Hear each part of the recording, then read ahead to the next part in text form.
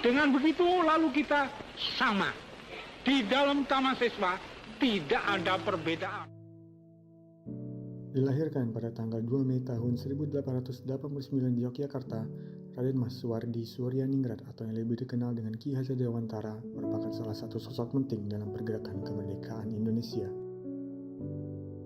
Beliau merupakan seorang pelopor dalam bidang pendidikan, menginisiasi sebuah lembaga pendidikan yang menawarkan kesempatan bagi para pribumi jelata untuk dapat memperoleh hak akan pendidikan pada masa kolonial Belanda, yang mana pada saat itu hak tersebut hanya terbatas untuk para golongan aristokrat dan warga Belanda. Lembaga tersebut diberi nama Taman Siswa.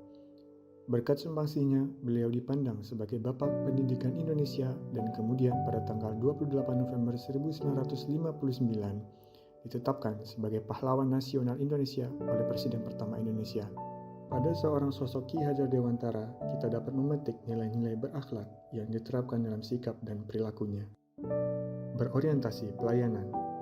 Walaupun terlahir di dalam keluarga keraton, beliau memahami betul bahwa terdapatnya ketimpangan antara hak akses terhadap pendidikan yang dimiliki oleh kaum bangsawan di Indonesia pada saat itu dengan masyarakat pribumi pada umumnya. Berkat kecekatan dan kecermatannya, beliau tak kenal letih berjuang untuk menghadiri sebuah solusi, yaitu dalam bentuk pendirian suatu fasilitas untuk memenuhi kebutuhan masyarakat terhadap pendidikan. Upaya beliau ini secara otomatis merombak dan memperbaiki sistem yang selama ini menguntungkan kaum aristokrat saja. Nilai akuntabel berkaitan dengan tanggung jawab seseorang terhadap tugas dan kewajibannya. Ki Hajar Dewantara telah menunjukkan sikap ini dengan tanggung jawabnya sebagai warga negara yang mencintai Indonesia. Beliau membela Indonesia dengan kemampuan dan pengetahuan yang dimilikinya di bidang pendidikan. Setelah beliau diasingkan dari Pulau Bangka, beliau mengajar pada sekolah binaan saudaranya. Pengalaman mengajar inilah digunakan beliau untuk mengembangkan konsep mengajar untuk sekolah-sekolah. Selain itu, rasa tanggung jawab dan integritas beliau dalam melawan penjajahan ditunjukkan dengan banyak lahirnya kaum-kaum intelektual melalui taman siswa yang didirikannya. Selanjutnya, nilai kompeten berkaitan dengan kemampuan seseorang untuk melakukan suatu tugas tertentu. Ki Hajar Dewantara menunjukkan sikap yang gemar mencari ilmu. Beliau sempat melanjutkan pendidikan ke Stovia, serta aktif menggeluti profesi sebagai wartawan dan berperan dalam berbagai organisasi. Kekompetenan beliau dalam bidang pendidikan inilah menyebabkan beliau dianugerahi gelar sebagai Bapak Pendidikan Nasional dan tanggal kelahiran beliau diperingati sebagai Hari Pendidikan Nasional Indonesia.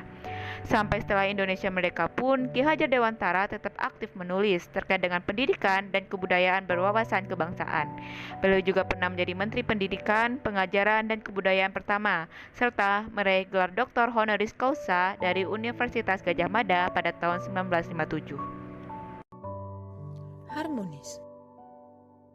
Terlahir dengan nama Raden Mas Suwardi Suryaningrat, ia berasal dari lingkungan keluarga keraton Wakil Presiden Republik Indonesia tahun 1972 sampai dengan tahun 1978 di Yogyakarta. Raden Mas Suwardi Suryaningrat saat genap berusia 40 tahun menurut hitungan tahun Jaka berganti nama menjadi Ki Hajar Dewantara. Semenjak saat itu, ia tidak lagi menggunakan gelar kebangsawanan di depan namanya. Hal ini dimaksudkan supaya ia dapat bebas dekat dengan rakyat, baik secara fisik maupun hatinya. Loyal. Pada tahun 1913, Ki Hajar Dewantara beserta Douwes Dekker atau Dr.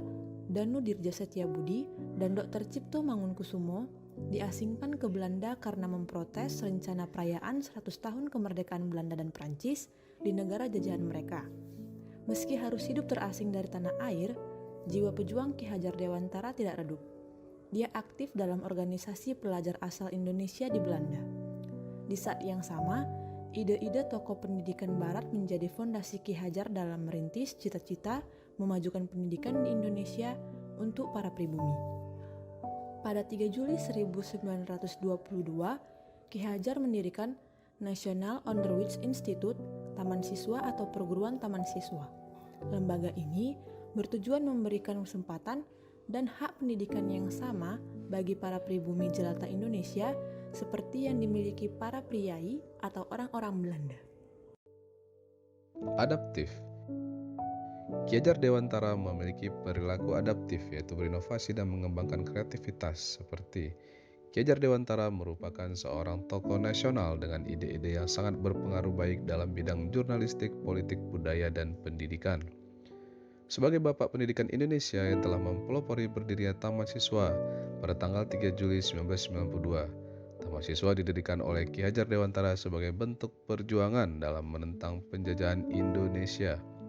Model perjuangan Taman Siswa tidak berbentuk partai politik, tetapi Taman Siswa didirikan untuk menentang penjajahan melalui jalur pendidikan dan kebudayaan.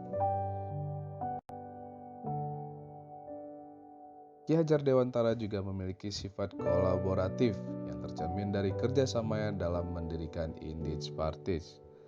Indische Partij adalah partai politik pertama di Hindia Belanda, berdiri tanggal 25 Desember 1912 oleh 3 serangkai, yaitu I.F.E. Dausdekker, Cipto Mangunkusumo, dan Ki Hajar Dewantara. Organisasi ini didirikan dengan tujuan untuk memperjuangkan hak-hak bumi putra dan orang-orang Indonesia dalam membangun patriotisme, mencintai tanah air, dan untuk kemerdekaan Indonesia.